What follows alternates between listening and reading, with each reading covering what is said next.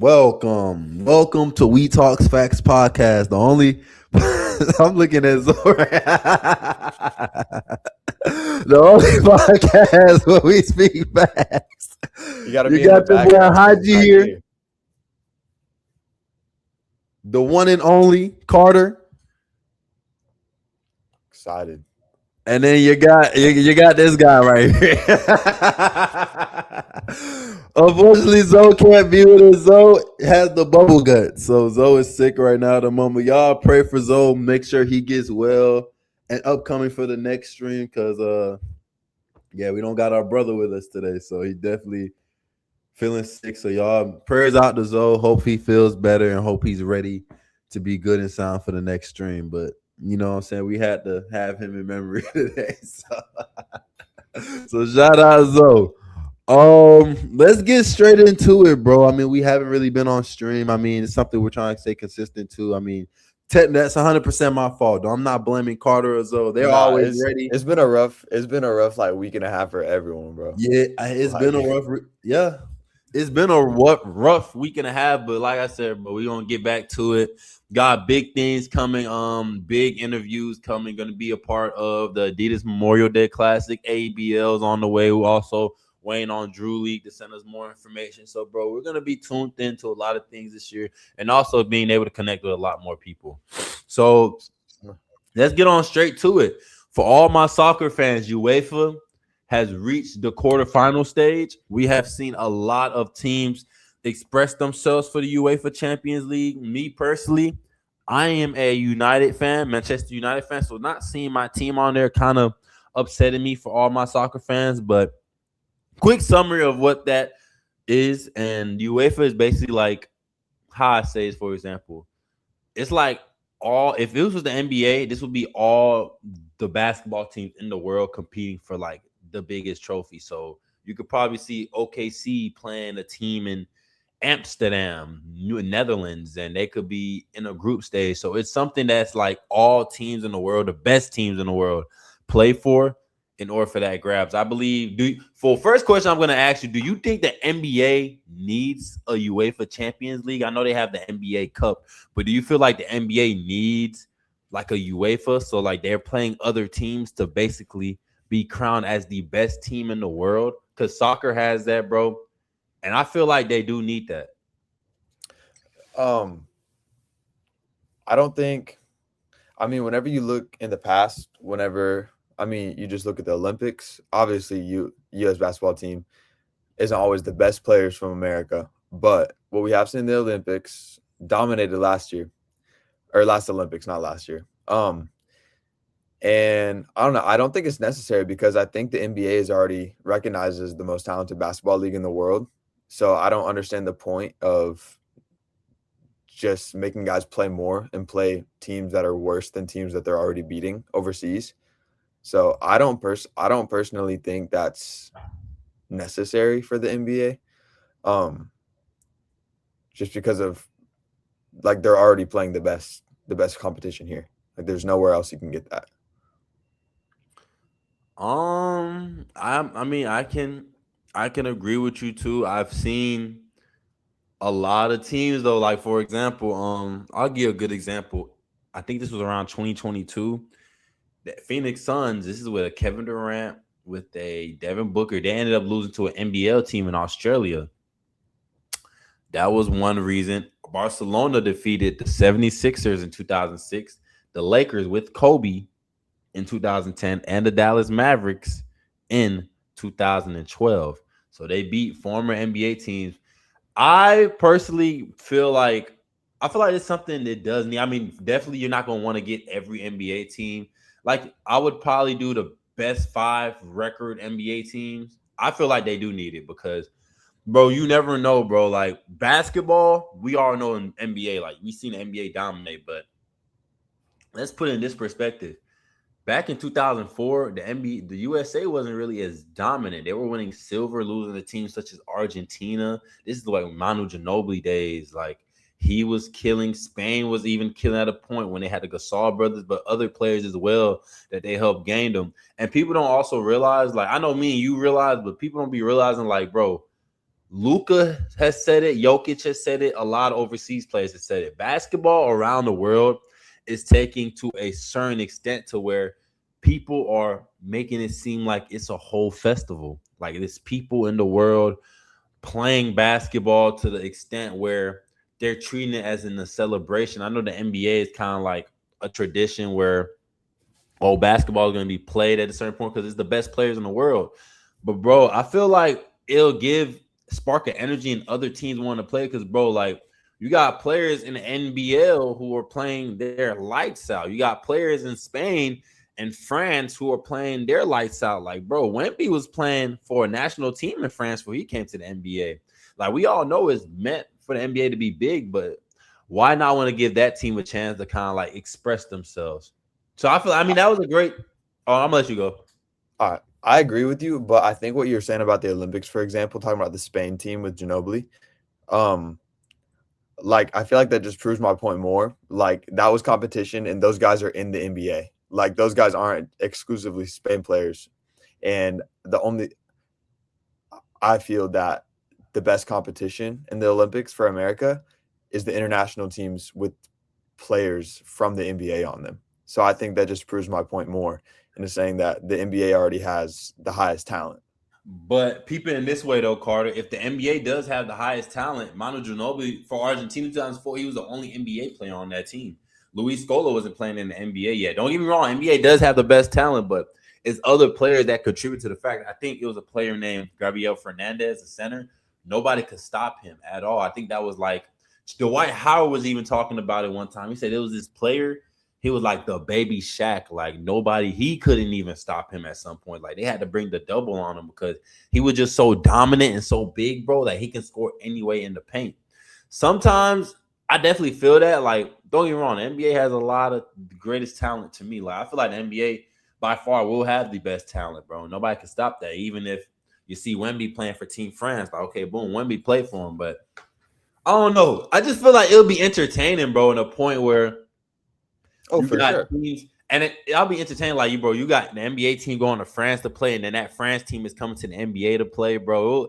It'll definitely bring like, and LeBron, I heard LeBron talk about it too. He definitely want to like have a league where NBA teams are playing other overseas teams, bro.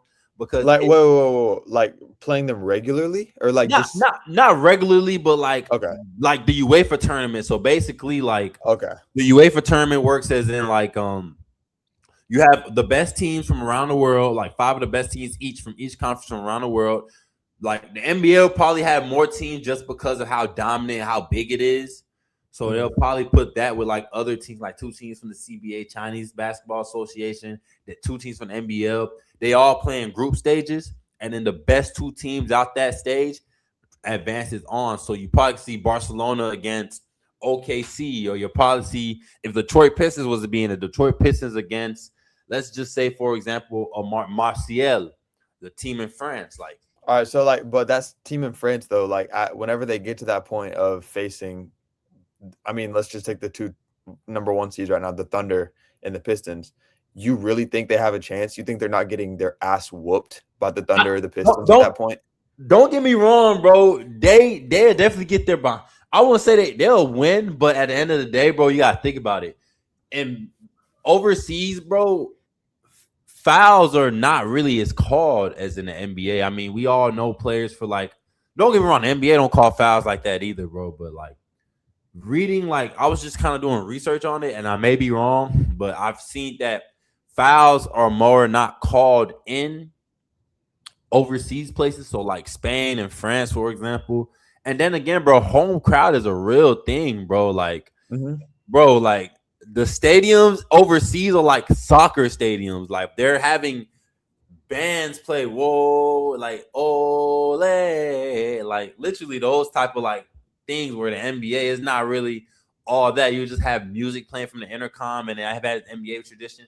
I feel like traditions will be a big thing as well, bro. And I've heard Luka Doncic say before that I believe, bro, like overseas basketball is the best one, bro. He said he would have kept playing, but then again, people also got to think about it. The NBA, bro, has so much money off of their game, bro, because so many people watch it and inspire around the world, bro, that you'll want to make that type of money. Like Luka was probably making like what 5-6 mil in Real Madrid. If I have NBA caliber talent, bro, and I'm worth like 90 mil, I would have probably did that. But I feel like if Real Madrid would have offered him 90 mil and the NBA would have offered him 90 mil, Luka would have stayed for Real Madrid because it's just the money worth. Like, bro, money is greed in this world today. Don't get me wrong. But then again, it's like I also think Luka also did it just to get his name out there. But bro, he talked so well about playing overseas and the benefits of playing overseas. But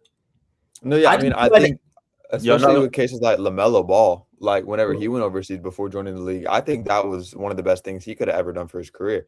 Yeah. And I think another thing, piggybacking off of just the talent of the league, there's a reason that guys in the NBA that aren't succeeding anymore go play overseas.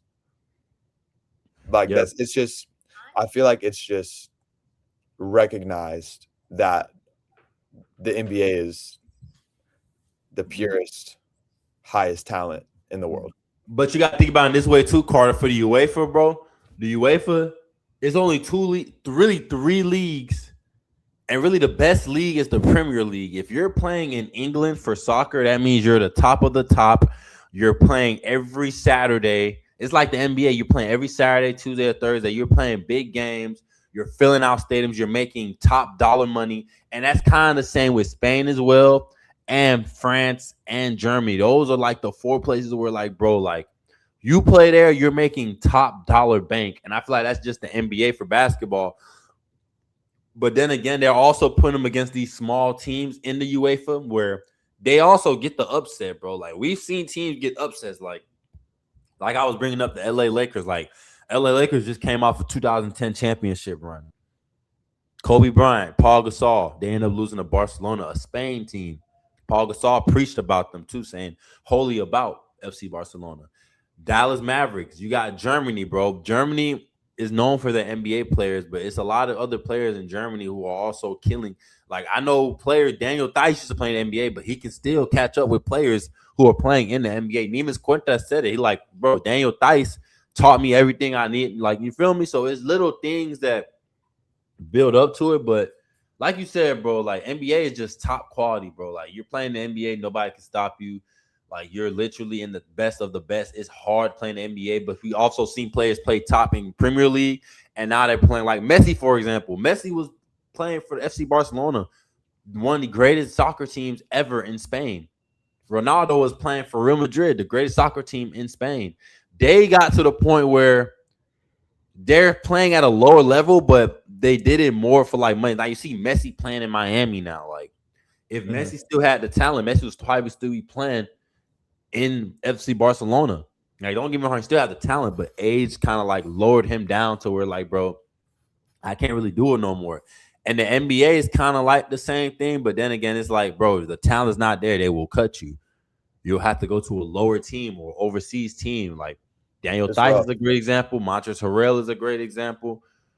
There's a lot of other players that we can think about too, but y'all, you don't get me wrong, bro. You are 100% right, but I don't know. I just feel like they should have it. It'll make it more entertaining, bro. Like, and then we can also learn more about players you probably never heard of before. Like, you'll probably watch this player like, oh my god, who dropped 25 against the OKC Thunder? Like, who is that? That can I think that's the biggest. I think that's the biggest thing, honestly, is just the platform of the world stage, especially just getting more people into basketball and just expanding people's horizons. I think that's the best thing that can kind of come out of it overall. It's just like it's not about the actual games. I think it's just more about the exposure. If the NBA wanted to decide to do that and expand more with the expedition games, I mean, the 2 expedition games they played, what did they do them this year? It was Magic and Grizzlies. Was that in Spain or Germany? That was in London. London. Oh my god. Yeah, London. So I think things like that, but maybe instead of just having 2 NBA teams play each other, it'd be some of those Premier Leagues over there. But then you got to think about it like you can't just send the Memphis Grizzlies or the Orlando Magic over to compete against these top tier teams in these other leagues overseas. Like you got to have an actual contending team. I think. Yeah, that's what I'm saying. Like, and that's what they usually do, Carter. They get the best teams out of it. So, like, say for example, off season's done with, they'll probably do like rest up, and I feel like that's something that they need to look into because, bro, like that can make so much money not only for the NBA but for places around, bro. Because basketball be more watched. Like that's why soccer is probably one of the most watched sports, bro. They have so many tournaments, so many events that people want to watch and see, bro. For not only their league, that they balance it out. So I feel like that's something they need to do, bro. We probably are giving them an idea. So definitely, I'm gonna clip this. So, but yeah, bro, like other than that, bro, I mean, I'm not really going to hold on to UEFA's Champions League for all my soccer fans. We have the quarterfinals. Real Madrid lost to Bayern Munich 2-1, so they're down 2-1 in the schedule. They play them again next week. Arsenal is beating Sporting 1-0. They play them next week as well. Atletico Madrid is beating Barcelona 2-0. Barcelona getting a red card, so they play them next week as well. And PSG rounded out beating Liverpool 2-0. They play them next week as well. So that is the UEFA, and we will be getting into that more next week. WNBA, Angel Reese has signed to the Atlanta Dream. A lot of people are kind of questioning that, saying if it was a good trade or bad trade. I believe it was a good trade, but hey, we will see how the WNBA rolls out within these next couple weeks. Jackie Young for the Las Vegas Aces has become the first WNBA player to sign a $1 million contract, her being number one in that first. So definitely shout out to her. And we'll also be getting to more WNBA as the time goes on with free agency. Michigan and UConn, UCLA, South Carolina. The women's UCLA team has beaten South Carolina Gamecocks, Dawn Staley losing. Of course, you got Kiki Rice. You got Lauren Betts, most likely the best women's center in college basketball today, beating South Carolina, winning their first national championship. So congrats to the UCLA women's basketball team. Michigan and UConn. This is the big one. Zoe, Mr. Duke lost, Mr. Arizona lost. So I got to take the crown on this one. I had Michigan beating the whole series. UConn definitely made a surprise visit. That was a good game for me, but I just felt like watching that game, Michigan showed their all, bro. They played horrible on offense. And the fact that they were able to play the way they played on defense definitely showed why they were the best team in college basketball. Elliot Cadeau winning most outstanding player. He played amazing, especially with Yaxel Lendenberg's injury. Also want to give a shout out to Roddy Gale Jr. He played amazing as well too. I also want to give a big shout out to Alex Mara. He's just an extraordinary center. Trey Alexander, he played amazing as well. That whole Michigan team played dominant, bro, from start to finish. So I definitely want to give a shout out to them. Yeah, I think watching that game, Michigan was just way too big for UConn. Like they just couldn't handle it, especially on the defensive end. Michigan killed them on second chance points also. I mean, I think that just comes down to the center talent that Michigan has and just the maybe not lack of preparation on UConn's side. Did they expect it to make it this far?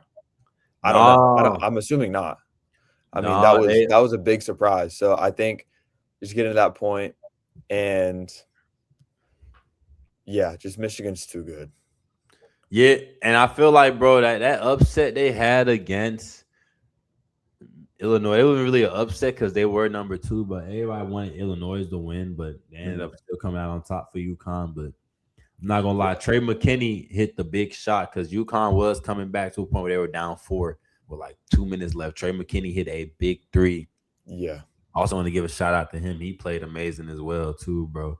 And Namar Barrett, he played amazing as well, too. So just shout out to that whole Michigan team, but especially Ellie Cadeau because he went through a lot playing for the Tar Heels. And the amount of hate that he received throughout those years, bro, came People back. are still going to find a way to hate on him, too, after this season. It's ridiculous. Oh, yeah. And it's crazy, too, because, like, bro, all people are going to do is hate.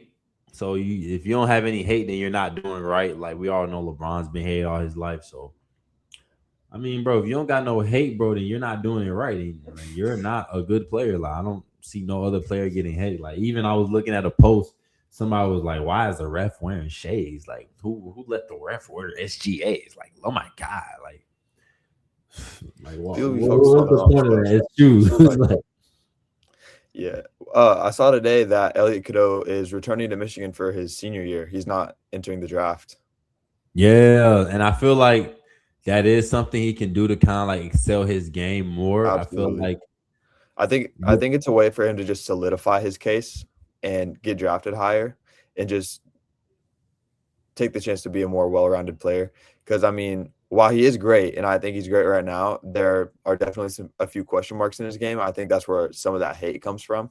yeah. So I think his senior year in this offseason, he can just take that chance to really develop his game and get it closer to NBA ready than it is now. And I feel like, bro, just to add on to your point, like that's definitely something he needs to do. I mean, we already know like he's a great playmaker. He's getting stronger and stronger every day. The three ball, like you said, his questions like even the three ball and his mid range can kind of like go a little bit, but that's something like you said he can definitely like work on and excel on, bro. And I feel like he'll be a well-rounded senior by the time he gets out, bro. Because I think not only I heard like his hidden talent is like he produces music as well too. So, bro, that's something I never knew. Like he's producing all type of underground music. So that's like that's something that's He's great. tapped in.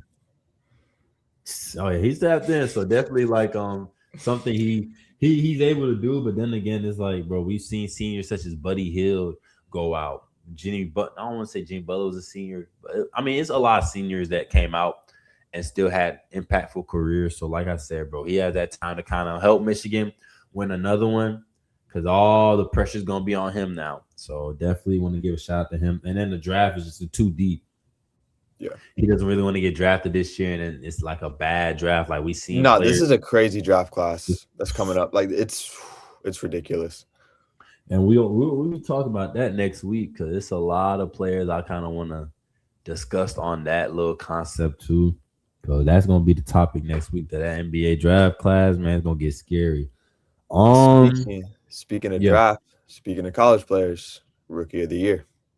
Yeah, so let's get into rookie of the year. Before we do get into rookie of the year, Terry Rozier has been waived from the Miami Heat. How do you feel about that situation?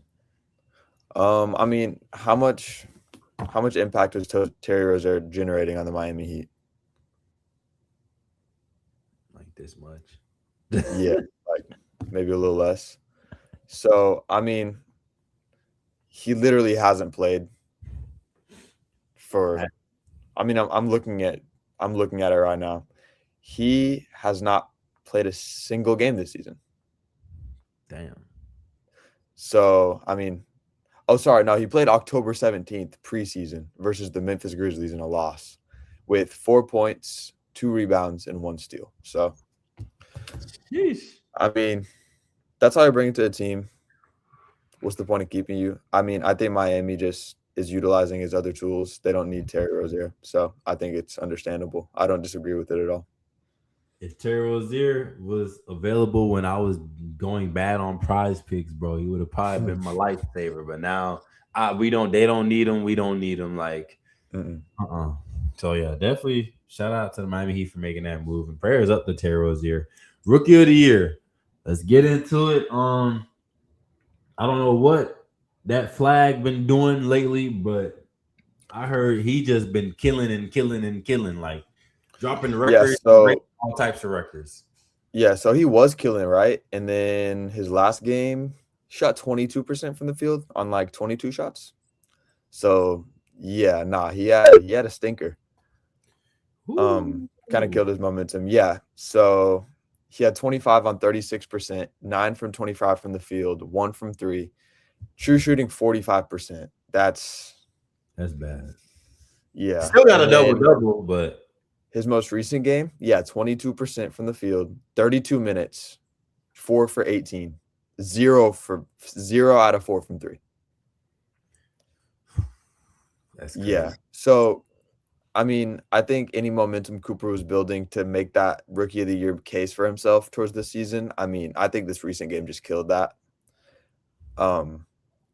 And here, before I get into it more, who's your rookie of the year? So I'm just gonna do the easy multiple choice. Is it A, Kankanupu, B, Cooper Flag, or is it CVJ? So obviously, I'm not picking C. Respect to VJ Edgecombe, him making a play in. Hope him, Paul George, and others do good, but VJ is Yeah, no. VJ at Polar Bear in So, Arlington. He don't belong. so for me, bro, I had Coop. Then Con Canupa was doing things when Coop was out, so I had Con. Then Coop kind of had the edge for me, bro, especially what he just did these past couple weeks. I mean, bro, we got two. They got literally. Hey, you just went. You muted. You're muted. Hear me now? Yeah. Oh yeah, I mean, Con Canupa was doing what he could do, bro. Even Cooper Flag had his games kind of messed up a little bit, bro. I feel like Mavs play the Spurs, and then the Hornets play the. I think the Hornets play the Pistons today, and then the Hornets play the Knicks after that, and then the Bulls play the Mavericks. I mean, like I told you, I know I told you about that. It's really gonna be a politics thing, bro. Like they're gonna go off who has gotten more success and who has gotten more wins, bro. Because like it's kind of balanced to the point where Coop may have missed a lot of games, but he still excelled to the point where, bro, we are seeing ungenerational talent, generational talent. Like this is talent like we've never seen. A rookie dropping 19-year-old dropping 51. Kobe never did that. You feel me? Like people loved Kobe, people love LeBron. They never did that. So like, bro, like that's what kept Cooper in the race.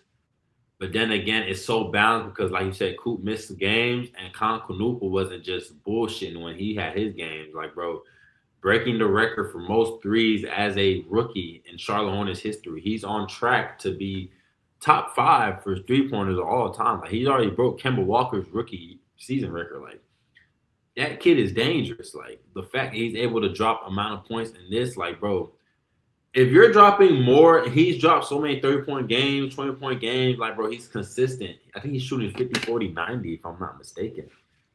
Yeah. I heard a stat the other day. Con's efficiency from 3 and just his volume wise, I think it's on 8. He's having 8 attempts a game and shooting 43 or 44%. Yeah, The only other there's 4 other seasons that players have done that. It was Steph Curry 3 times and Duncan Robinson. That's crazy rare air for a rookie. Like that's averaging 18, 19 too. Yeah, that's efficiency that we've never seen before from a rookie. I think plays 79 games too. Yeah, that's the other thing. Is if someone is on the fence about this rookie of the year case, just look at the fact that Con's missed 1 game. Yeah. This entire season. He's been out for 1 game. Cooper Flag has missed, I'd say, what, a fourth of the season? Yeah. A little less than a fourth. So I think that's huge. 5-game mark. Yeah. I mean, obviously all these votes for whoever's voting, I mean, whoever gets the media votes, it's all about personal preference and it's all objective. So if you respect single game masterclasses and value those higher, then Coop's going to be your guy. If you value efficiency we've never seen before and it making a direct impact on a team and it correlates to them winning and finally making the playoffs in God knows how long, Con's your guy. Personally, I lean towards Con. Yeah. Because his value to the court, his efficiency makes him more valuable than Cooper Flag. And obviously, the situation with Cooper Flag of him having to carry a team, basically, and just that whole dynamic is terrible. The Hornets are trying to play winning basketball, and the Mavericks aren't necessarily doing that.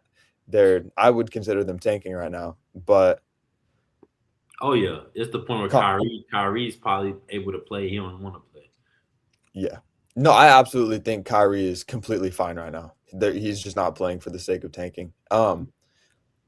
Yeah, man, Con's ridiculous. We've never seen this efficiency before. He's so valuable to the Hornets, and his ability to be an off-ball player and to get that kind of efficiency is incredible because he's rarely the main ball handler on that team. If it's not LaMelo, then it's Miles Bridges or Colin Sexton.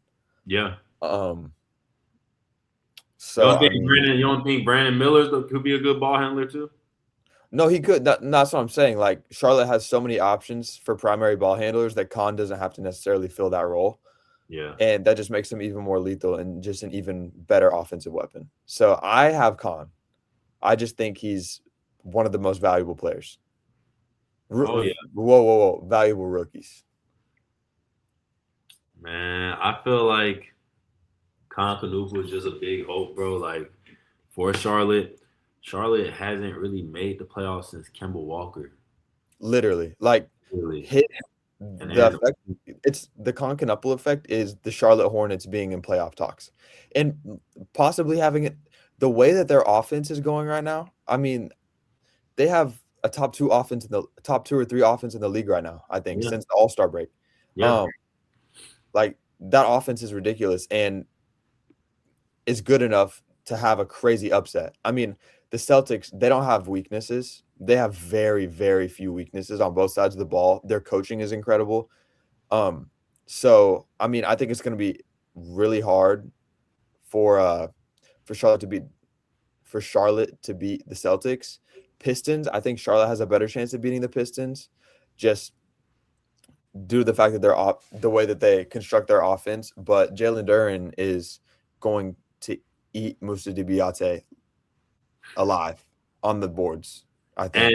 And the playoffs is not dummy. The Hornets do have 2 tough matchups too, but they have played the Pistons and the Knicks to try to get that 8th seed spot. Yeah, man. Like it's gonna be rough for the Hornets, and I'm not trying to discredit these other teams that have had amazing seasons, but the Hornets are on a crazy heater. Oh yeah. Like they're playing some of the best offensive basketball. And bro, it can work out too. Like the Pistons already clinched it, so they probably resting Cade, so it'll be easier for them to get that win. But then again, it's gonna be interesting, bro. Who gets this last position, bro? Because the West is already kind of like set. I mean, the Lakers and the Rockets are really like the only team that they kind of got to worry about because they're really just now fighting for who gets home court advantage that first one. We already know the Timberwolves. The Nuggets, or they could be playing the Nuggets, bro. So it gets tricky because the Nuggets played Thunder tonight. So, bro, like I said, it's going to just be that last game on Sunday that determines everything Saturday or Sunday for most teams. Friday is really going to determine, like, if you're going to be either in that 7th or 8th seed playoff, or it's really going to determine where your seed is going to be. But like I said, bro, like if the Hornets can mess around and get that 7th seed, bro, and beat the Magic for that 7th or 8th seed. No, Hornets could dead ass fuck around and find out. Like that's I'm not counting them out. That's basically what it sums up to. Don't count out the Hornets. It's gonna be scary. I really think the Hornets are gonna get that last seed, bro. The Magic and the Heat aren't making the playoffs. That's who I feel like aren't gonna make it. Just because, or the 70s. Matter of fact, the 76ers, to be honest, bro. Let's just okay. So the Magic may get it. Shout out to Bam and his 83 career-breaking history, but Miami's not obviously hitting the playoffs for me. I'm sorry, Zoe. Zoe probably hearing this too, but Miami not making the playoffs. Same with the 76ers, bro. Joel Embiid just underwent surgery. He's not coming back. That was the only chance that they had, is if there was a healthy Joel Embiid in the playoffs.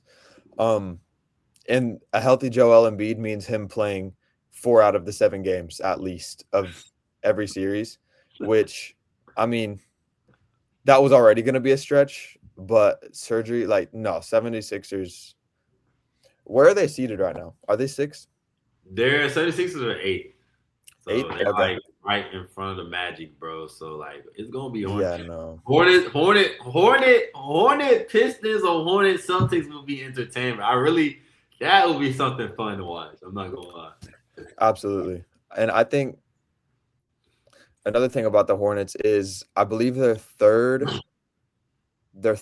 in three-point attempts and second in 3-point percentage.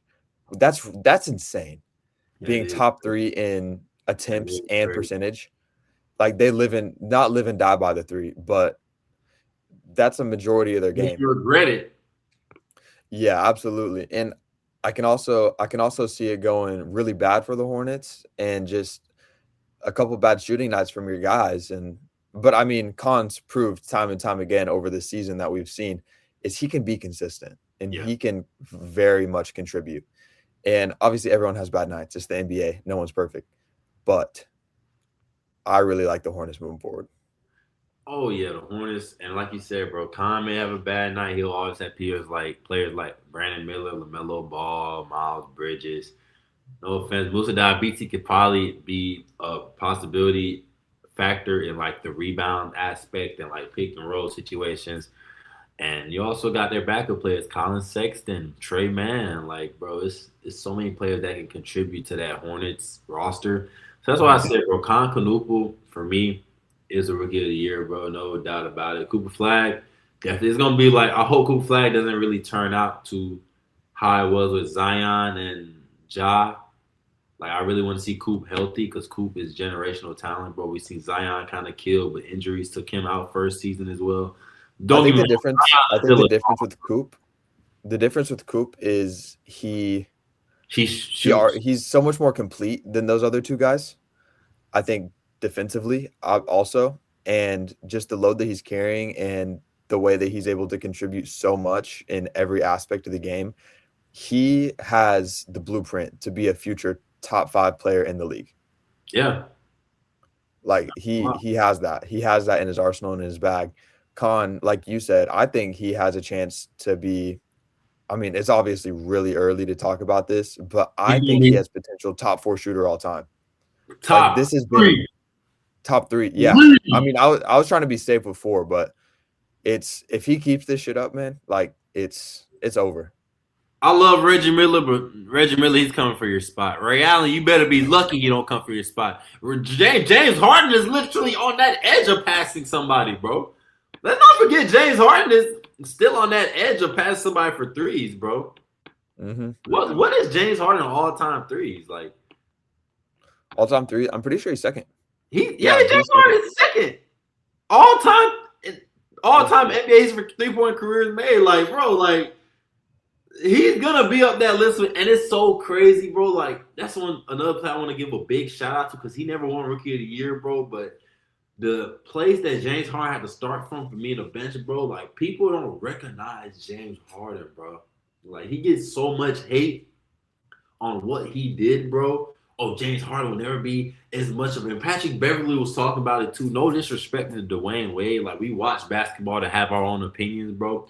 But you can't sit here and tell me James Harden was never a better NBA player than Dwayne Wade just because Dwayne Wade did this and that in his career and he won this and that, bro. Like, no, bro. This is literally like LeBron and MJ, except James Harden is second all time in the NBA in three-pointers made. He started his career in 2009.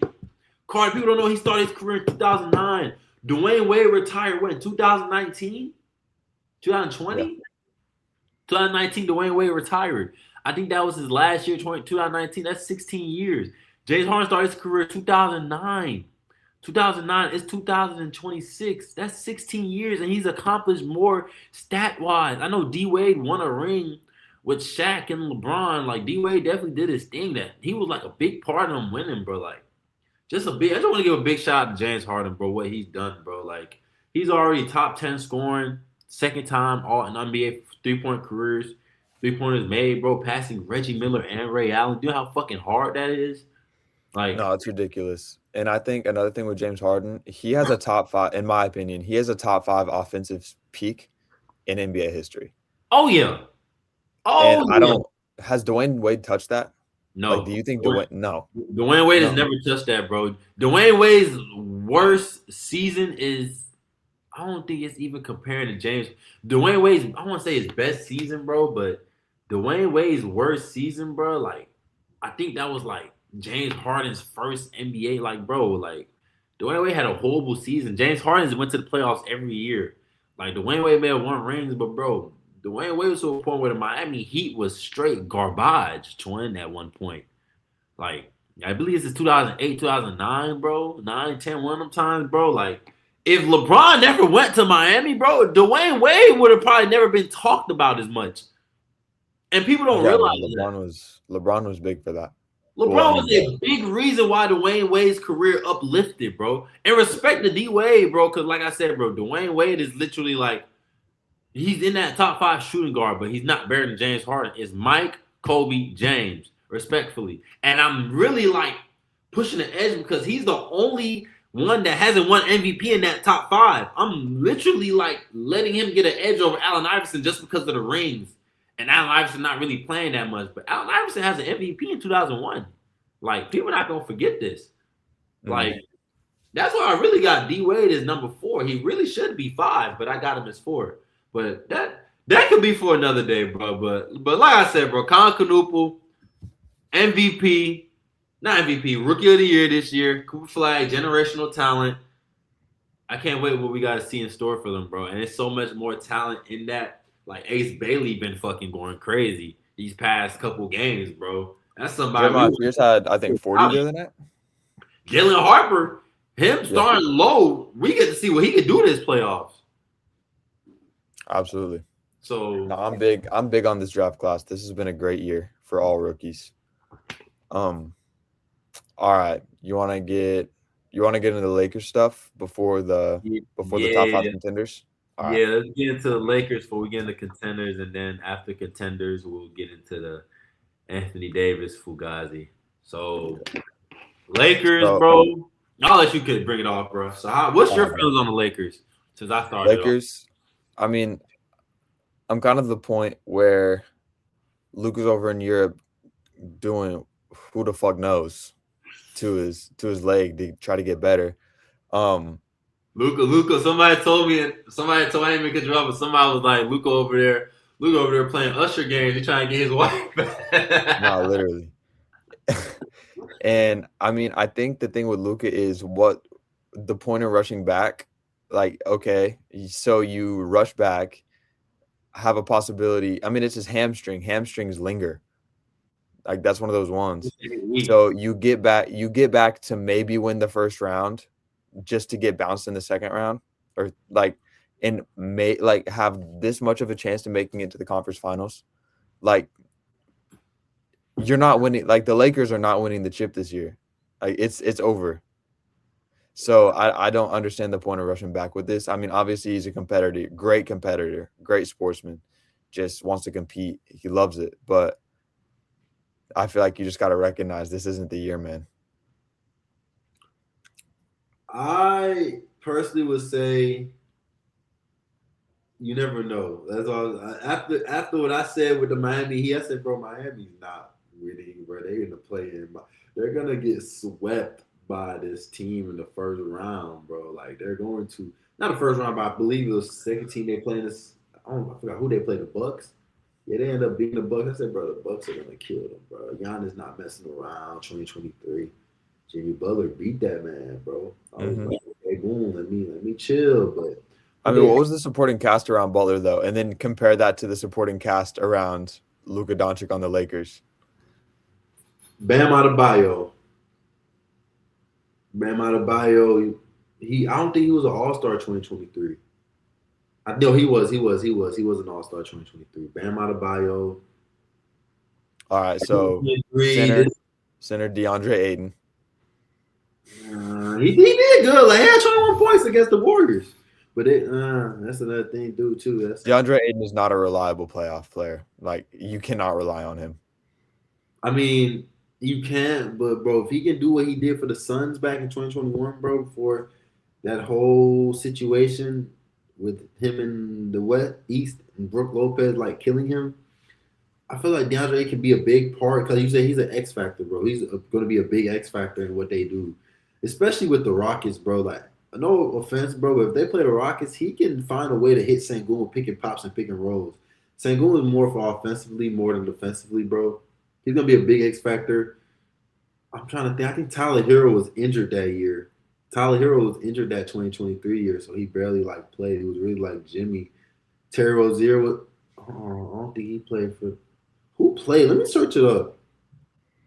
2023 Miami Heat roster. That's something that needs to be searched up. Like the fact that team even went was even crazy. Like and and I've seen Luca do some things too, but that make me want to. Okay, Tyler Hero was playing Kyle Lowry, Caleb Martin, Gabe Vincent, Udonis Haslam, Max Strus, Duncan Robinson. All right, Austin so Reed. for the Lakers, we got 41-year-old LeBron James, which I'm not counting that out at all. I mean, he just had a 30-point near triple-double the other night. Yeah. It's going to be hard for him to play every single game in a series, which I think is also a huge downgrade for the Lakers just because of his age. And if they're expecting as much as they need to expect from LeBron, he's not going to be able to play all 7 games of a series. Oh yeah. Bronny James, DeAndre Ayton, Bronny! Jake Bronny LaRavia. James, boy. Give him like 8 more years. Yeah, no, I don't mind Bronny James. It's just He's too you have juggernauts like the Spurs and OKC in your conference. You're not like Lakers. Just it's out of the question. They're not in my top 10 for contenders. Bronny. I feel like with Bronny's situation, bro, Bronny's just too still inexperienced. Gary Payne definitely had trouble when he first started, bro. But Bronny's not gonna be bad, bro. Like he has the IQ, bro. It's just, bro, he has to find a way on what role can he play as an NBA player. He's still trying to figure out with him what role he is. I mean, the G League, we see him kill, bro. Like Bronny dropping 30, 40, like his fucking dad, bro. But he has to learn, bro. With the NBA, everybody has a role. So like I guess he's still trying to figure out his role. Austin Reeves being out 6 to 8 weeks, he probably won't be returning till like that mid NBA playoffs first round run, bro. Don't get me wrong, but they're playing the Houston Rockets, like a team that's not known for shooting. If they could find a way where DeAndre Ayton is playing a great way, Marcus Smart could play great. They have shooters in Luke Kennard, Alex, not Alex, what's his name? Jake LaRavia. Jake LaRavia. He could be a big X factor for them too as well. I mean, I think I mean, the list you're naming right now, I mean, that's what already 5 things that the Lakers need to do right in order to win the first series. And I think whenever you're splitting that many hairs for a team just to get out of the first series, then they're nowhere near contending for a title. It's just it feels if someone has Lakers in their top 10 for contenders as of right now, it's forced. And it's a bias at this point, and there's not very much logic behind that, in my opinion. I feel like they can beat the Rockets first round. Now the second round is gonna be iffy, bro, because like you said, if they get that 4th seed, then they're gonna have to play the Thunder, and that's not gonna be easy at all, bro. Like No. I'm just gonna be real, bro. They're not if they play the Thunder, bro. You guys are gonna have to have Luka scoring like 40 every night, Austin Reeves scoring 30 every night, and LeBron being able to compete at a high level every night, bro. Because if they end up beating the Rockets that first round, say for example they get the 3rd seed and they beat the Timberwolves and they gotta play the Spurs, bro, you're gonna have to get everything from all 3 of those players that came back from injury, especially with LeBron. I think he hurt his hand, so like, bro, they're not contributing. And if DeAndre Ayton is playing a certain way, bro, for example, they play the Spurs, Wemby's going to kill him. Even with the Thunder, Chet is going to kill him. Like, I've seen Chet hoop at an unbelievable level yesterday when they played the Clippers. I was like, what the world, man, hooping like he had KD 24 in his first half. KD and Giannis. He's shooting it at any range, bro, and then he's dunking it any type. Like, bro, it's gonna be hard. And I think another thing to consider is how physical of a team the Rockets are. And whenever you have 3 guys on possible injury management against a super physical team like the Rockets and just the athleticism overall of the Rockets, it's Lakers are first round exits. I don't think there's any way around it. Yeah, it's gonna be interesting, bro. I low key do want to see a Rockets Thunder series, but that first game was crazy. I'm gonna go to that game too, bro. If they play the Rockets, bro, I'm going to that. We gotta go to that game. I'm gonna have my KD jersey, and I'm gonna just be like, yeah, you remember what you did? It's Yeah. gonna be crazy, bro. Yeah, But, Thunder. I think Thunder wipe the Rockets oh yeah, if they play in a series, just on every level, on a matchup perspective, on defensive level perspective, offensive. Like Thunder just whoop Rockets. because they're a And fully healthy team. yeah. And then okay, so one thing I forgot to mention that I wanted to talk about before we get into contenders. I had someone the other day tell me, no, not the other day. This was last night. I was talking to one of my friends about defensive players. Yeah. And I asked him, I said, what's your opinion on Rudy Gobert? Because that's a question I ask a lot of people. And that's how I kind of gauge how much you're into basketball, is your opinion on Rudy Gobert. And he had Asar Thompson above Rudy Gobert this season as a better defensive player. Do you realize how ridiculous that is?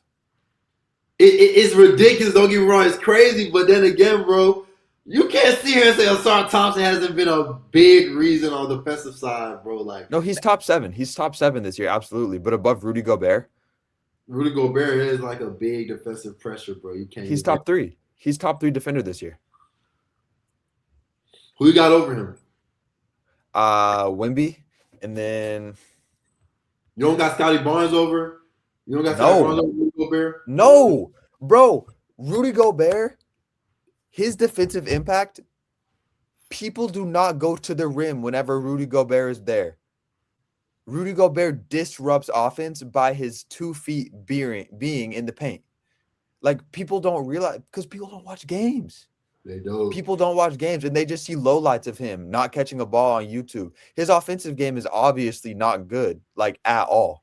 He can turn it on, and when he turns it on, the Wolves are really, really scary. But no, Asar Thompson, Scotty Barnes are not above Rudy Gobert. I think number 1 is Wemby this season. Number 1, I have Wemby. Number 2 and 3, I'm leaning towards Chet on the 2, then Rudy Gobert at the 3, and then Scotty Barnes at the 4. Just because I think Chet has been incredible. His blocks have been incredible and has just brought more than Rudy Gobert overall. Yeah. But no, Rudy Gobert is still a top 3 defender in the league. Like, what? Why are people forgetting about Rudy? Like, I don't understand the disrespect on Rudy Gobert. Sure, he has a lot of low lights. He has a lot of low lights. But I feel like it's because, bro, he goes through so much criticism today because people are really knowing him for, Rudy Gobert does this and that. He's not able to score on offense. Like, bro, he's the reason the Timberwolves can't get no scores. But then again, you got to realize, like, the Timberwolves are still, like, a great defensive team, not just because of, like, players such as Jaden McDaniels or Terrence Shannon or Naz Reid, because they have that anchor, Rudy Gobert. Like, don't get me wrong. No, Rudy Gobert makes their defense work. He is the anchor. He is the defensive anchor for the Wolves. The Wolves are playing and Wolves are a top 6 contender. I have Wolves as a top 6 contender this year. And if a player is the sole defensive anchor for that team, then that player is obviously incredible. I don't understand. I absolutely hate the Rudy Gobert disrespect. And he has some stinkers. He can put up a really bad game. Obviously. And he can put up a lot of really bad games. But you cannot discredit his defensive gravity. Like, it's undeniable. Yeah, they're a top 6 defensive team in the NBA too. People don't realize. Yeah. All right. For contenders, who do you have in your 5 spot? So, top 5 teams I got contending to win the championship. Let me look at these standings because it's all going to be defensive and offensive for me, bro. So, like, I can start while you're looking at that. Yeah, but you can start off.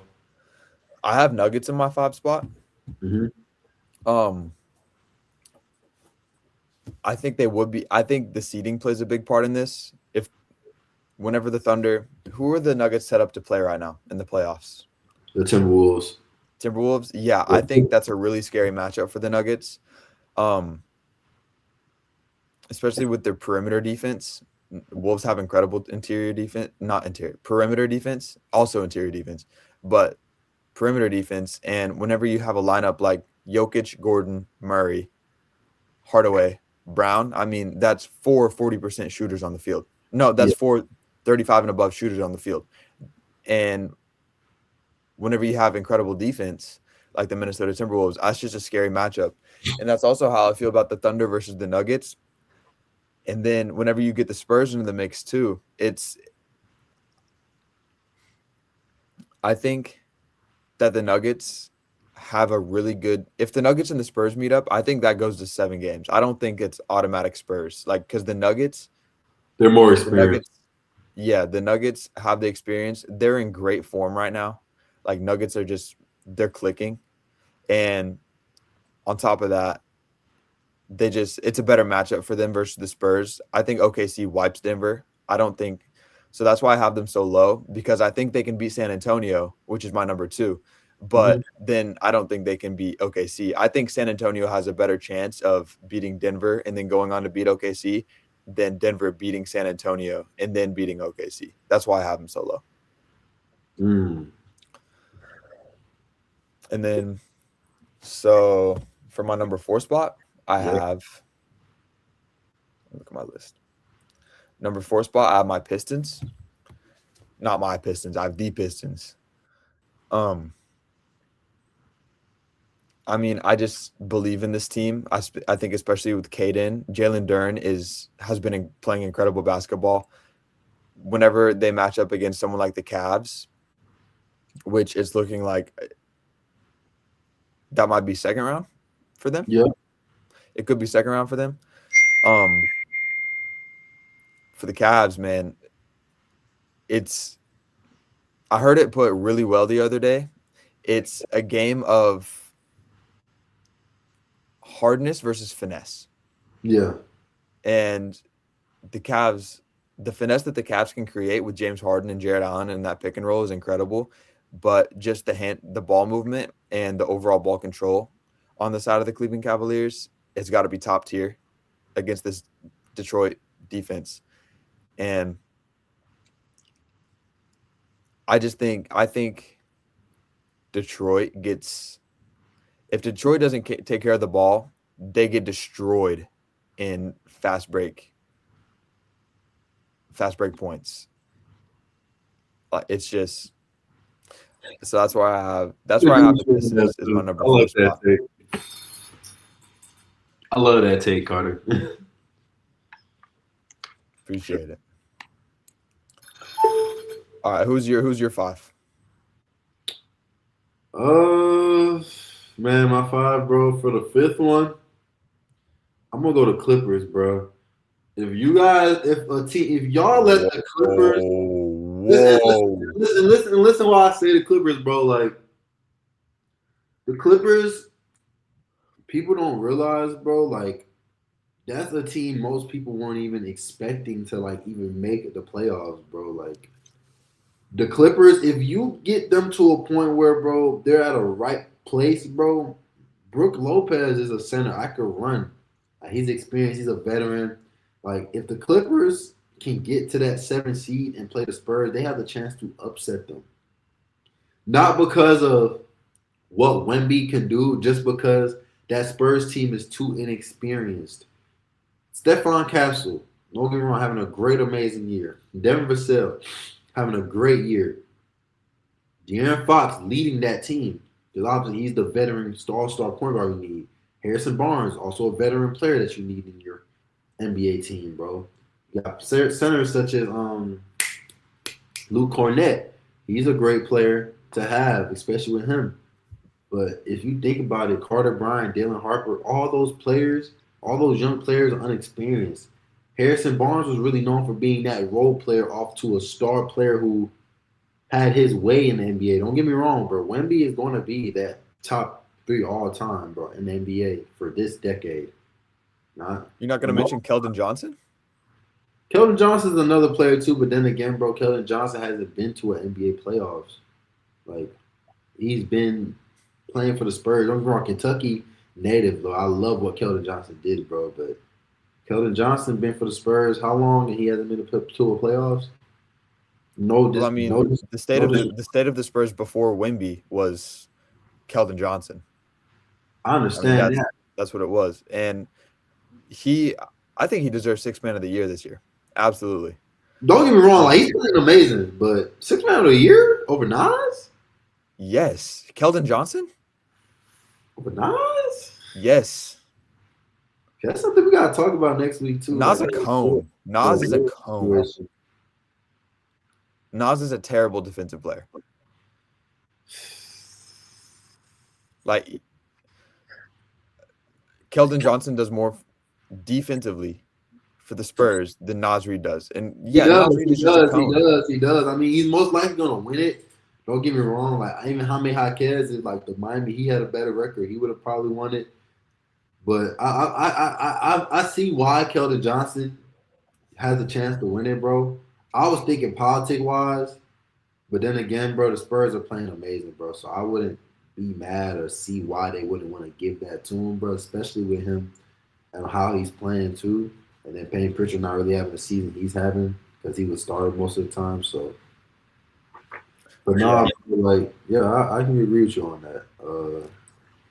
But then again, bro, Keldon Johnson never been to the playoffs unexperienced. So it's like, bro, you going against. I mean, while I do think experience is very important, I mean, the Thunder won the chip last year, and that was their first time that was their second time, third time, really third time. I'm kind of playing. They played in the play-in 2023 and they lost. All right, so third time. But think about it this way: Shea been in the play even with Chris Paul, bro. Like experience is a big thing because when Chris Paul left, Shea had to learn everything on his own. So boom, we'll go 2019, 2020. Took a veteran Chris Paul took a James Harden just coming out of MVP and a Russell Westbrook to Game 7. And that's with a young Shea, a young Lou Dortz. This is with Darius Baisley at the time, Hami Diallo. Like, bro, these are players that people not even really thinking about, bro. Then you got 2021. Shea had to up his points and had learned how to become a leader in order for them to get to where they're going to. So definitely, like, experience was big for Shea. 2021, he had to get there. 2022, he had to get there. 2023, Shea was averaging about almost 30. About 30, if I'm not mistaken. 30, 2023. Didn't still make he's averaged 30 last 3 seasons. Last 3 seasons, he was averaging 30, bro. So it's like Shea still didn't make the playoffs 2023. 2024, number 1 seed. Them boys finally make the playoffs. You feel me? Like, beat the Pelicans in about some games, bro. What the fuck did the Mavericks do to them? Like, and this is with a Luka Doncic that was literally having his way in any certain state that beat a Clippers team in like I think 6 or 7, if I'm not mistaken, bro. So, bro, that's why I say like experience is big, bro. And then again, bro, like you got players such as Kawhi Leonard who can score in any level he wants to. When the playoffs come, he can be that X factor. A Darius Garland who people say have had his way in the playoffs, but bro, I've seen Darius Garland hoop in the playoffs when he's healthy, bro. Brook Lopez, an all-star who's also won the championship, bro. So, like, bro, it's a lot of experience that's on that team. John Collins, we've seen him up his leverage in the playoffs, what he helped for Atlanta. Benedict Mathurin, adding him to that roster as well. He just went to the finals last year. I'm not going to say no Bradley Beal, but Chris Dunn is a great defensive player. Bogdan Bogdanovic, another shooter that they need, bro. Like, they definitely have players. And then Nick Batum, Isaiah Jackson, players just as that, bro. They have players off that roster who can definitely, like, compete with, like, the Spurs if they get that 7th spot. I'm not going to say Thunder because if they play the Thunder, then that could, like, be iffy, but that Clippers team can give a Thunder a run for their money. Like, I'm not saying the Thunder are going to lose. They're going to beat the Clippers if it gets to that. But, bro, Kawhi Leonard, bro, I've seen what he can do. And Kawhi Leonard has been playing crazy. Last time Kawhi Leonard had a great year in, like, not the postseason, but the regular season, bro, that was 2019. Like, 2020, 2021, I mean, we didn't really see Kawhi. Kawhi had his years, but, like, bro, last time Kawhi had his best year was 2019, and that man helped the Raptors win their first ring. He was a one and done, literally like college.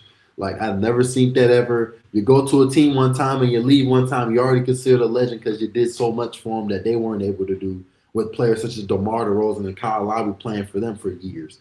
Like respect to them, but bro, they don't have no stain on what Kawhi Leonard did. So that's why I got them at 5. Number 4 for me, because I ain't gonna hold it too long, bro. Number 4, bro, and this is where number 4 can get tricky because this team can be, and I'm not saying the Knicks, bro. I'm going the Celtics for my number 4. Just because, bro, the Celtics we already know is that dominant team, bro. We can see them coming out of the East, bro. Like they're that bad and dangerous that they can affect you in any certain type of way. The 4th would have been the Lakers for me, but since injuries took them out, I definitely had to take them out my list. No offense, the Lakers can still get that roster, but I don't see the Lakers doing much. I say the Celtics though, because Jason Tatum, bro, him coming back, definitely he killed against the Knicks last night. So definitely give a shot to him. Jaylen Brown also being a killer, but then again, bro, like they're not having most of the players in that veteran status. Like Neemias Quintus is a great player, but if you're putting a Neemias Quintus against a Jalen Duran, bro, it's not gonna be fair, respectfully, or like a Karl Anthony Towns, not gonna be fair, or even Evan Mobley and Jared Allen, that's not gonna be fair. So I definitely like see that in that way. Now you're gonna see. Now you're gonna say why I don't have the Pistons as my 3rd. My 3rd is the Cavaliers, bro. I'm not gonna sit here and be baffled, but I got the Cavaliers as my 3rd. Like it's just that simple, bro. Those two teams. I don't have the Nuggets on my list. I don't have the Timberwolves or the Rockets or the Lakers. I got the 3rd. Explain why you have Cavs above Celtics. I got the Cavs, bro, above the Celtics, bro, because the Cavs are just a better defensive team, bro. I'm not gonna sit here and lie. Evan Mobley, him. You said Cavs are better defensively than the Celtics this season? I believe they're gonna be better than not this year, but I feel like they're gonna be better than them in the playoffs defensively. Is what I'm trying to tell you.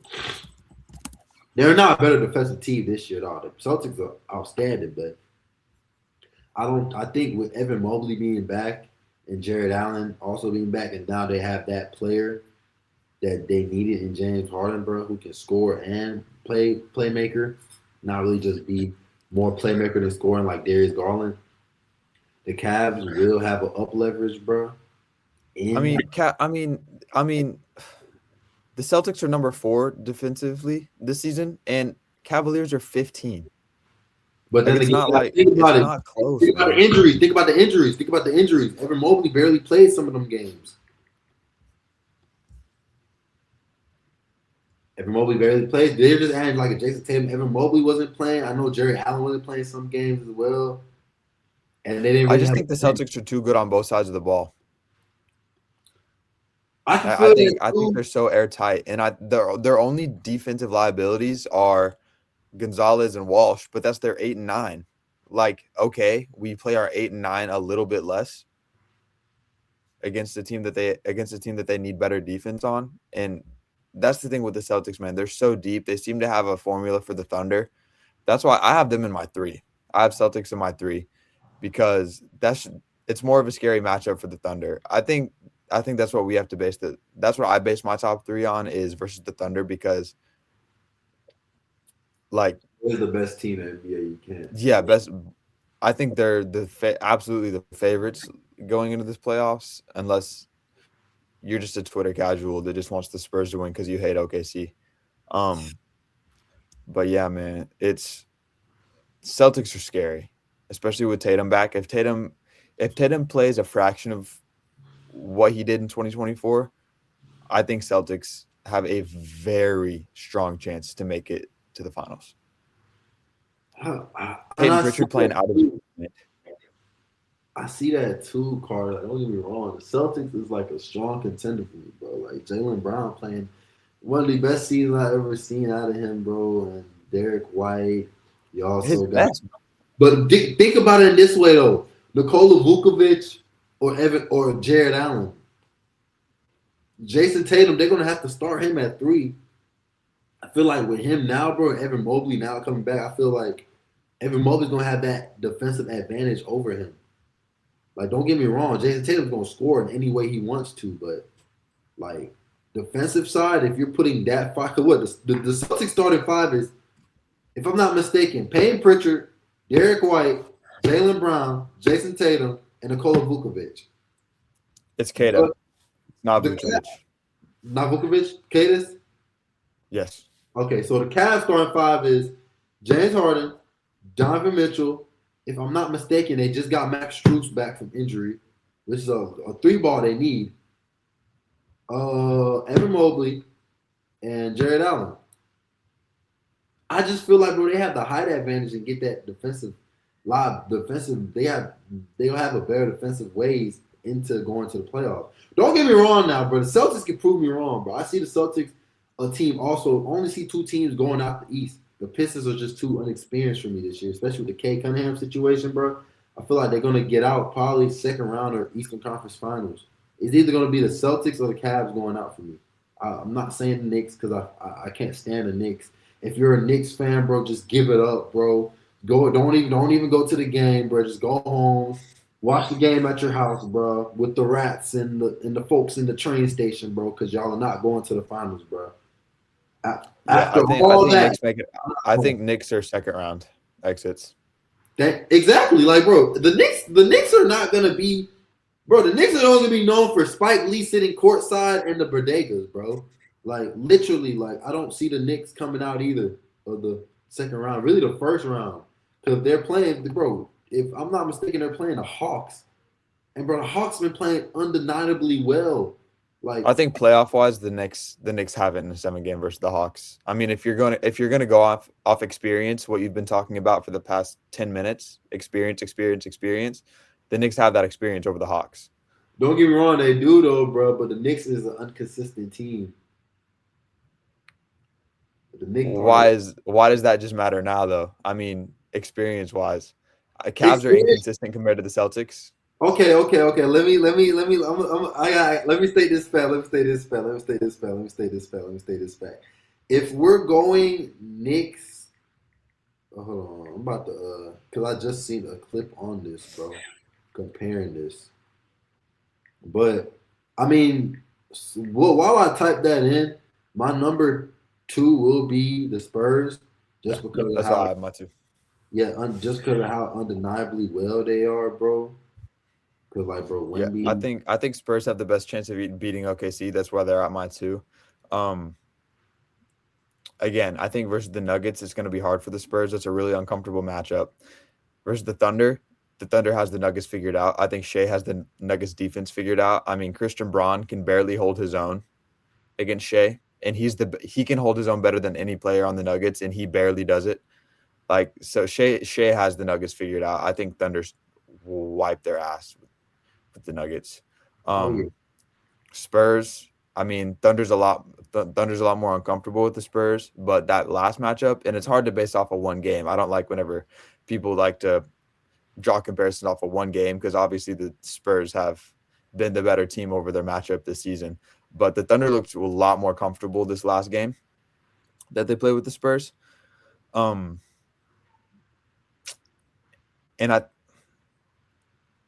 the thing with the Thunder is the shooting.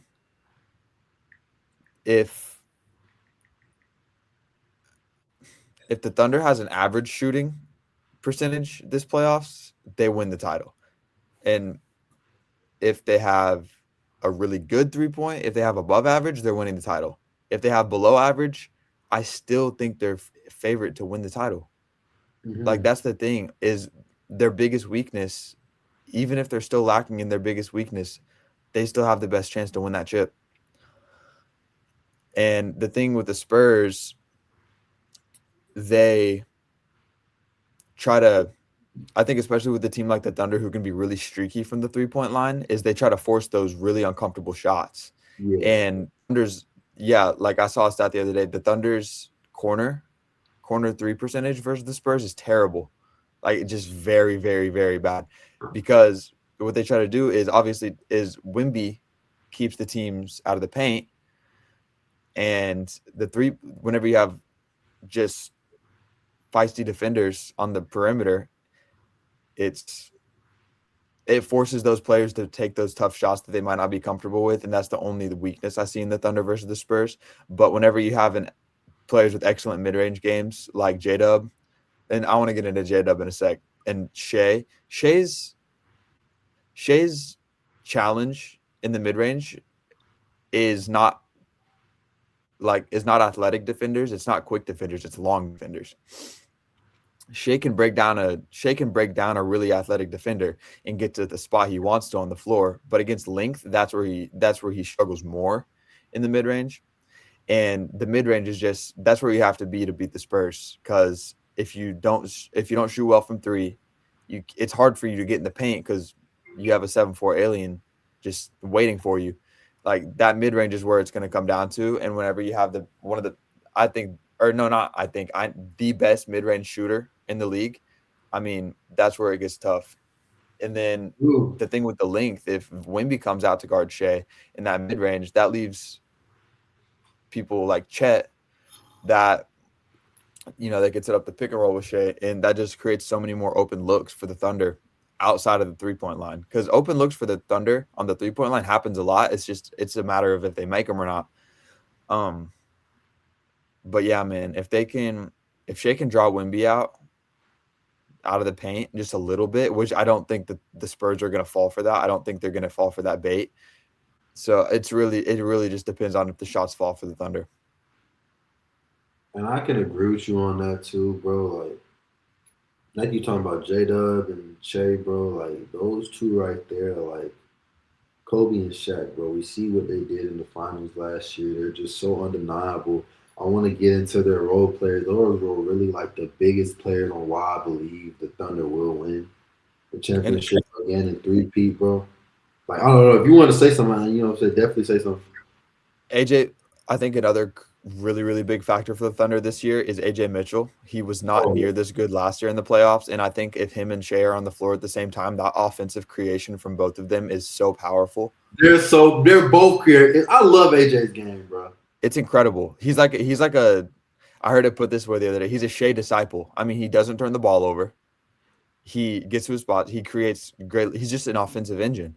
And I think whenever you have two of those on your team, and you can interact them, you can interchange them, you can put them both on the floor at the same time. I mean, that's really, really incredible offense paired with the historic defense of the OKC Thunder. I mean, that's a really near impossible team to beat. And it's crazy too, because people don't know AJ Mitchell is from overseas too, so people don't really know that as well. Like, low college D1 school, but he's from I think Sweden or Denmark, one of those two countries. But is he? Yeah, I didn't know that. AJ Mitchell is not American. I'll tell you that now. He is definitely he's definitely from Europe. Will not lie on that at all. Belgian. He's from Belgium. So yeah, bro, AJ Mitchell is probably the biggest. I love him, bro. I love Casey Wallace. Stay down defender, bro. Not let you go past him, bro. I love Jalen Williams, not J-Dub. Jalen Williams is also huge. I think for the Nuggets, that's their X factor for the Nuggets. Absolutely. Oh yeah, bro. Like him, his game. Can't forget A-Wig, bro. Aaron Wiggins also a big factor into them. He's been playing. He's been having a less impactful role than last year, but I still think he's great. I mean, I'm not counting him out at all. Well, I love Aaron Wiggins. He was a big reason for their wins when they were getting in, when like J-Dub was injured and Isaiah was injured too, bro. Like, bro, he was a big reason for them too as well. Like, I know now he's having less impact because like more players are like kind of like showing more, but he's gonna be needed more, bro. Like, they're gonna need his scoring at sometime this playoffs, bro. And that's the thing about the Thunder, bro. And them just adding Jared McCain just makes it even worse for other teams, bro. Like, bro, you must not know the three ball is going to be way better for us. Alex Caruso leading that team. I just wish Nikola Topic, once he, like, gets his, like, main role into what he can be, bro, OKC is going to be a dynasty, bro. And I say this because, bro, like, Isaiah Joe is having a career-high season this scoring year. Like, Kendrick Williams, we haven't really seen him as well, but he has also been a big reason on why they've been playing good, bro. Like, Brandon Carlson, I feel like once he finds his role as well, he'll be somebody that be needed, especially as Brooke Barneser, like all those players as well. Thomas Sorber, Georgetown Hoya, he's still kind of like knowing where he is in the G League right now, but definitely like they're going to get him into that. I mean, Sorber was injured though. Yeah, he is injured. Like he was playing G League for like, he got injured and shit, but Yeah. but definitely like when he gets his like running, what he can do, bro, he's gonna be a big reason into that, bro. The only thing I'm scared of, I really don't want them to get the trades, especially Isaiah Joe and AJ Mitchell playing amazing, and Case and Walls. Like, it's gonna be teams trying to throw them big money to play for him. So I don't know, bro. It's gonna be big, bro. But yeah, nobody's It's gonna be a great playoffs. All right, closing it out. Anthony Davis. Yeah, this last thing before we end out the stream, bro. We gotta talk about this diabolical man's MVP tape. So, two things I want to get into. The first one, we're just gonna talk about who AD got over Shai Gilgeous-Alexander winning MVP. Victor Wembanyama, Nikola Jokic, Jaylen Brown, and then he has Luke at the 5. I personally think that's crazy. I don't know why he even said that. That's probably why he never won an MVP, because that's why he's doing what he do now, doing prank shows to prank other people now on TBS. Like, I think that's what he needs to do. It must have been an April Fool's prank, but it wasn't. So AD is crazy. I think if you don't have Shai in your top 2 for MVP this year, you're just a racist. I think it comes down to a race thing at that point. I mean, he's so undeniable. Like, you just got to be a dickhead. I can name 20 players better than Anthony Davis today. Like all time or this season? Today's NBA. If all time, boy, I can go longer than that. I can name 20. Oh, absolutely. I think I could comfortably name 25 better than AD. Well, okay, healthy, like healthy AD. Healthy AD, I can name 50.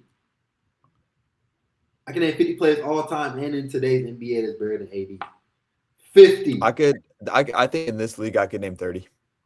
I could comfortably name 30. If you can name 30, I can name 60. I can name 60. Like, Anthony Davis is like, whenever he's healthy, he's not a bad center. Like, obviously he has his terrible nights, but he can still produce. Like, he's still Anthony Davis. He's overrated. But he shouldn't even be in that top 75 list, bro. Respectfully to him, bro, what he did for the Pelicans was nice and all, bro. And he had his run in the playoff bubble, bro. But, bro, AD's not better than Shai, not better than Luka, not better than Jokic. Jokic dilated this man twice, so obviously he's not better than Jokic. Not better than. If I go through this top, and I can name, bro. It's crazy too, bro. We're gonna be here all day if we try to go through every single player better than Anthony Davis. That's the thing. That is the thing, bro. But could be here for hours just naming all. If we go, if anything, I'll let you go to the 30 players you believe is better than him now. Huh? Who do you think is better than him 30? I'll just let you get that 30. But I think I'm not even finna argue with AD. What 30 players you feel like is better than him? And then we can close it out. You want me to right now name 30 players? 30 players better than AD. All right. I have Shai Gilgeous-Alexander. I have Nikola Jokic. I have Jaylen Brown. I have Luka Doncic, Victor Wembanyama, Jalen Johnson. Let's see. Jason Tatum. I have Pascal Siakam. I have Cooper Flagg, Con Knipple. I have Scotty Barnes, Brandon Ingram. Who else? I have what? Jalen Duren is one. Oh yeah, Jalen Duren, Cade Cunningham, Kevin Durant, Alperen Sengun. How many is that? What am I at? 16. 16? Okay. Let's see. If we go to the Lakers. Oh, LeBron James. Yeah, I have LeBron over AD. Austin Reeves. Let's go up to. You haven't go Knicks either. I haven't gone Knicks yet. I got Cat. I have OG Anunoby. I think. Actually, I don't know about OG. That's 50-50 for me. Jalen Brunson, obviously. Anthony Edwards. Rudy Gobert. Actually, overall game. That Rudy Gobert one. Overall game, I'm iffy on Rudy Gobert over Anthony Davis. You ain't go Cavs Just this either. season, though. Just this season. Man, it's hard because we haven't it's hard to You didn't really say make Cavs either. You didn't say Donovan Mitchell. No, wait. I'm not done with my list. Like, it's just hard because Anthony Davis has barely played, so it's hard to compare him to players that have played 50 plus games. Know what I mean? Yeah, but then Like, what's the point of reference? Like, what are you comparing? What are you comparing this 30 players to? Because he's barely played. He's barely had a chance to make a case for himself. these past couple of years, I've seen AD play 2-3 years, bro. I'm not gonna lie. I want to watch my language, but Anthony Davis playing like a bitch. Yeah, no, he's been playing like a crybaby bitch, like respectfully, bro. Like, and his game is so unique, bro, to where, bro, like AD had the chance to be the top 5 power forwards all time, but he's just a crybaby bitch. Like, I rather want to see Giannis before Giannis was Giannis against him, bro. I'd rather have African Giannis over these past couple years of AD. I'd rather have AJ DeBonsta over these past couple years of KD. I'd rather have Anthony Bennett. I think that's crazy.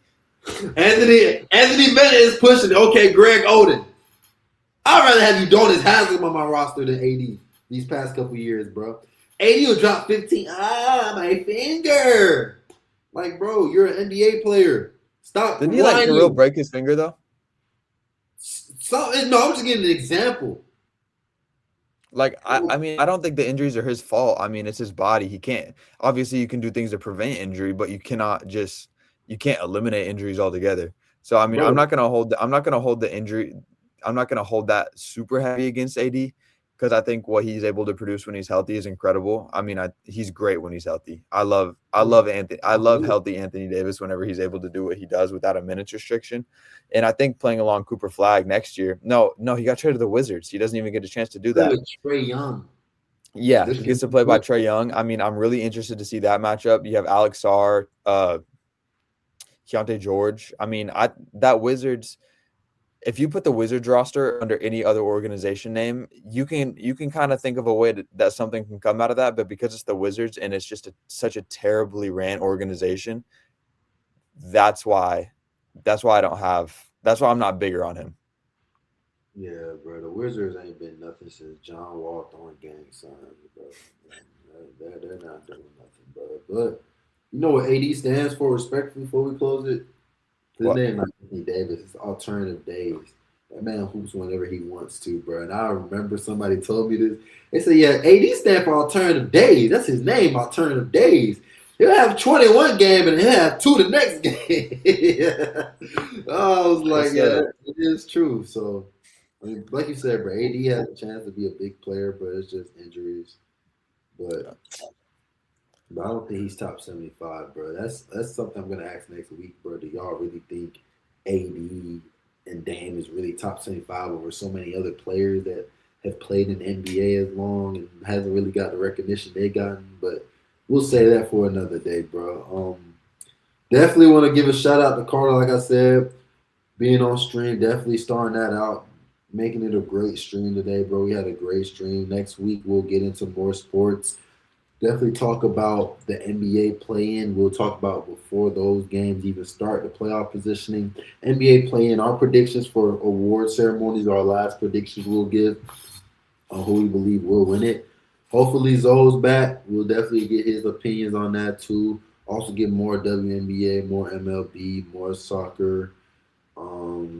Definitely also tune into the NBA draft as well. We got to get into that a lot more too on who we believe will be those top players to be in that draft class and why do we think that. And yeah, bro, not gonna lie, I wanna give a shout out to Pualani's Cafe. So if you're in Anchorage, Alaska, and you're seeking and wanting some matcha, because I know a lot of females, a lot of males want their matcha, definitely go to Pualani's Cafe. DM them to order it. Their Instagram is Pualani Cafe. I'll tag it in the description when I post the video. Definitely, they serve all types of lattes, matcha latte. They serve chai matcha. So they're just a matcha organization. So definitely tune into them. They sell their regular matcha for $8, strawberry cream for matcha for $9, and any other matchas that you want to request, they do. So definitely shout out to them. Like you said, in Alaska, they will be doing shipping anytime soon. So also be on the lookout for that. But that's Haji. I'm gonna let Carter close it out. Great show. I think we got a lot done. I think we had some good discourse, a few little disagreements.